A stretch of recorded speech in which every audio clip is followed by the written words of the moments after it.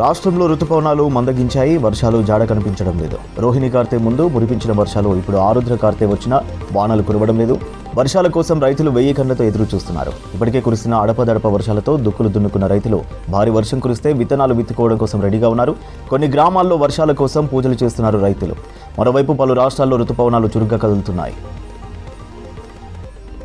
మే నెల మొదట్లో కురిసిన వర్షాలతో ఆదిలాబాద్ జిల్లాలో రైతులు విత్తనాలు విత్తుకున్నారు. తర్వాత 1-2 మినహా సమృద్ధిగా వర్షాలు కురవలేదు. మొక్క దశలో ఉన్న పంట వాడిపోయే పరిస్థితి నెలకొంది. దీంతో వర్షాల కోసం సిరికొండ మండలం కోసుపటేల్ గూడ గ్రామానికి చెందిన ఆదివాసీ మహిళలు సుంకిడి గ్రామంలోని శ్రీ రాజరాజేశ్వర స్వామి ఆలయంలో ప్రత్యేక పూజలు చేశారు. కోసుపటేల్ గూడ గ్రామంలోని వాగులో పవిత్ర జలాలను బిందెల్లో సేకరించి 3 కిలోమీటర్ల దూరం కాలినడకన వెళ్లి అభిషేకం నిర్వహించారు. సమృద్ధిగా వర్షం కురిసి వాడిపోతున్న పంటలకు పునరుజ్జీవం కలిగించాలని కోరుతూ 5 రోజుల పాటు ఉపవాసం ఉండేందుకు పూనుకున్నారు.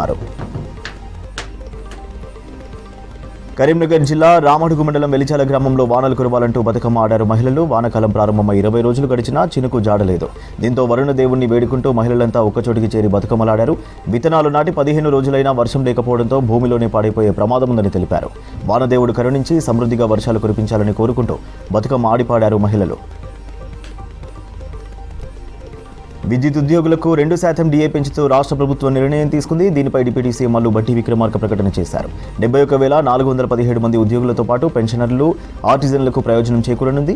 ఈ ఏడాది జనవరి నుంచే పెంచిన డిఏ అమల్లోకి వస్తుందని చెప్పారు భట్టి. భవిష్యత్ సవాళ్లను ఎదుర్కొనేందుకు సిద్ధంగా ఉండాలని విద్యుత్ ఉద్యోగులకు సూచించారు. డిఏ పెంపుతో ప్రతి నెలా విద్యుత్ శాఖపై 11.19 కోట్ల రూపాయల భారం పడుతుందని చెప్పారు. రియల్ ఎస్టేట్ పై కొంతమంది పని కట్టుకుని తప్పుడు ప్రచారం చేస్తున్నారని ఫైర్ అయ్యారు మంత్రి శ్రీధర్ బాబు. హైదరాబాద్లో టైమ్స్ హోమ్ అండ్ ప్రాపర్టీ ఎక్స్పోను ప్రారంభించిన మంత్రి నిర్మాణ రంగ అభివృద్ధికి తమ ప్రభుత్వం కట్టుబడి ఉందని చెప్పారు. రియల్ ఎస్టేట్ వ్యాపారం తగ్గిందో పెరిగిందో కళ్ళు తెరిచి చూస్తే కనిపిస్తుందన్నారు. కొంతమంది దుష్ప్రచారం చేసినా గణాంకాలు తప్పు చెప్పవన్నారు మంత్రి.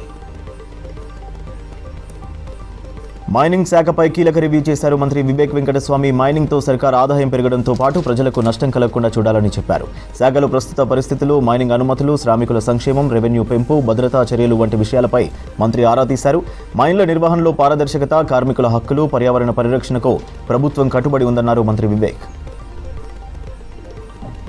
ఇవాళ ఉదయం 11 గంటలకు సచివాలయంలో మంత్రులు కమిటీ భేటీ కానుంది. డిప్యూటీ సీఎం భట్టి విక్రమార్క అధ్యక్షతన కమిటీ సమావేశం కానుంది.